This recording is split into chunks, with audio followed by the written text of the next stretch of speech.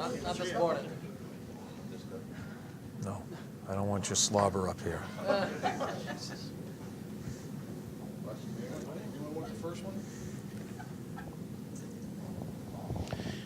John, I think you were looking for a response in Boston after kind of a lackluster game in Carolina. Are you looking similarly for a response tonight from your group? Yeah, I mean, obviously the Boston game speaks for itself as far as how sloppy it got.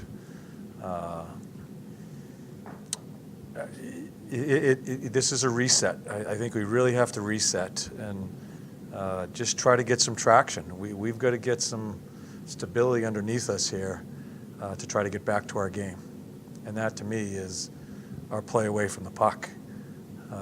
We need to get that straightened out and hopefully work off of that. Wenberg's playing a little better, seems like the last couple of games, but there's always room for improvement. What do you see, Torts, from where he needs to get to? As he was brought in as the number one guy. Yeah, it's accepting the responsibility of that as far as being the number one center, which I think he wants to be. I think his game is slowly coming. The key for Wenny, we run our power play through him also. He needs to accept the responsibility with that and just get better at the things he's beginning to get better at, continue to get better at those and have it to be that's his game. I don't think he certainly has not gotten to the level that we expect out of him. I think he's on the upward trend, but especially right now, in where we're at and just the inconsistency in our game, it's a great opportunity for him to maybe put our team on his shoulders a little bit and try to get us going in the right direction in the things that he can do. He's a smart player defensively, and he's a quality offensive player. So we want everything out of him and hopefully continue to get better. Excuse me. John, we ask a lot about what type of team you have. How would you characterize what type of team you have right now? Right now, Dave, after I think you should ask me that question after the game tonight, because after a game like Boston, I'm anxious to see how we react. I thought we had a very good meeting today, a video session today. I don't like coming here in the mornings. I thought it was very important just to present what our mindset should be and our reset as far as a team. I think when you go through a game like Boston, which is by far, we've had a couple of clunkers this year, but that was by far our most embarrassing game. And my name is on that. I am the coach of the team. My name is on that. I have not been able to get that taste out of my mouth until right now it's still in my mouth. I hope the players understand that, how bad it was. I think they do, judging from our meeting today. But it's easy to feel it and say you're embarrassed. It's how you go about your business after. Are you fragile and you just can't get yourself out of it? Or are you gonna go after it here and do the right things to try to remedy it? I think it's a really good situation for our leadership group here in trying to rally the troops here and try to get a footing as far as trying to play the right way. I'm anxious to see how they react tonight. Over here, have you noticed other teams yet paying more attention, being more aware of your top line? And if so, what do they have to do to combat that? I mean, you're talking about Panarin and well, certainly Boston. He had Bergeron against him every shift, and I held Luke's line off a couple of shifts in the first period just to see what he'd do. Bergeron didn't get on the ice either, so you knew they were going to lock into that match. It got to the point with me when we weren't touching the puck at all. I split the line to see if it could help us. I figured it'd be a really good game to try that, and because no one had the puck. Teams pre-scout, teams read your notes. Team knows that Cam is this and Wenny is this as far as how they're playing, or at least point-wise, and they hear about that line. So of course teams are going to try to match. I think it's part of maturity for those guys that are in that spot as a top line, that you just fight through it, you work through it. Because if a coach wants to get his match home or away, he's going to get his match. It really isn't that hard. especially with the defensive pairing. And that's usually what most coaches are doing anyway on the road. They're going to get their top D out. So it's just a different challenge for a guy. Luke is a guy that I think needs to be aware also right now in watching his game that there's play away from the puck too. Sometimes when it gets good offensively, you forget about the other part of the game. I think a number of guys have forgotten that. And that's what I'm saying. We've got to get our footing there.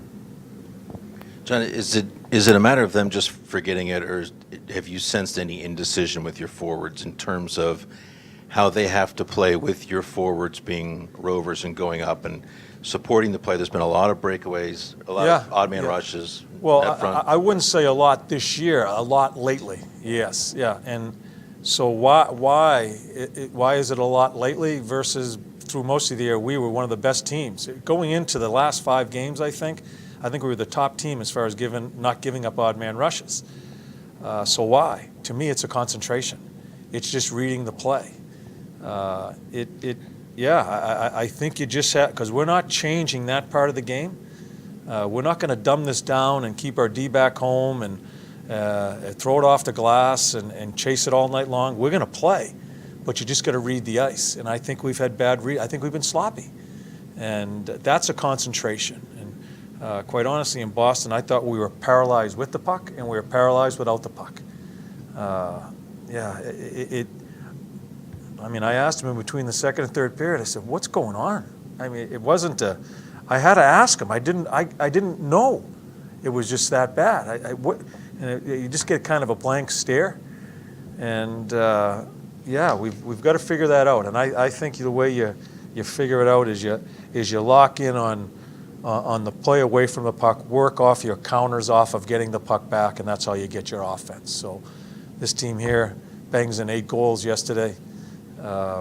A team that was struggling to score goals prior to that and then fills the net yesterday. They're a dangerous hockey club. We got to make sure we're sharp away from the puck and then work off of that. John, you just talked about maturity a little bit. I think you mentioned growing up the other night. Where do you think this team would need that extra maturity or maybe growing up a little bit? As you characterize it? No, to me, this is a bit of a mental toughness. We haven't had too many swoons in the past last year where everything kind of, and they deserve it. They played that way. Everybody was on their game. This year we've had a couple little hiccups. This one here is a little bit different for me, and just because of the way we're playing. And now it's a team that doesn't have all their guys going. A little bit different situation than some of the other things. So I look at it as an opportunity for our leadership group. I met with my leadership group this morning, talking about resetting, and I don't think this is my responsibility. I'm embarrassed on how we played because that's me preparing this team. I need to do a better job preparing this team, but I also fight with myself and how much do I do versus giving to them too, because they need to continue to grow. This team still needs to grow, no matter if we're winning now or not, because of the youth of it and because of our leadership group. I want to empower them also. So I fight that. I go in between there. And so this is an opportunity to see where we're at there. And does it make for an awkward time when the players not in your leadership group are playing like leaders?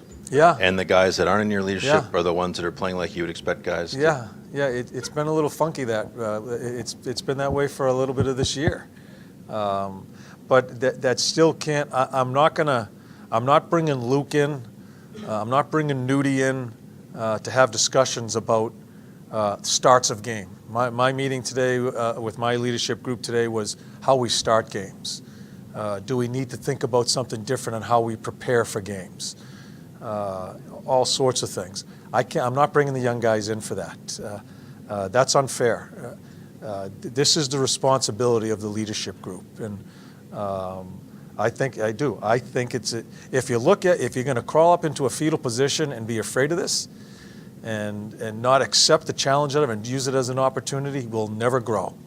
And so this is a chance for us to grow in a situation where it's not panic, but we can't like what happened in Boston. We can't. And that's coupled with just a few days prior, there's another close game. Like it's turning into more a consistent play like that. We have to stop that. So this is a great opportunity for us. Yeah. So Corpy's in net. Carlson's in. Werenski's out. Murr's out. Other than that, other than the change of D there, yeah, other than the goalie, that's the change. Those are the changes. Is Zach dealing with something? Is Zach dealing with Yeah, Zach is out. Yeah, he's hurt. Yeah, Is this a major thing, a day-to-day? he's day to day. Yeah, body injury day to day. Okay, thanks, guys.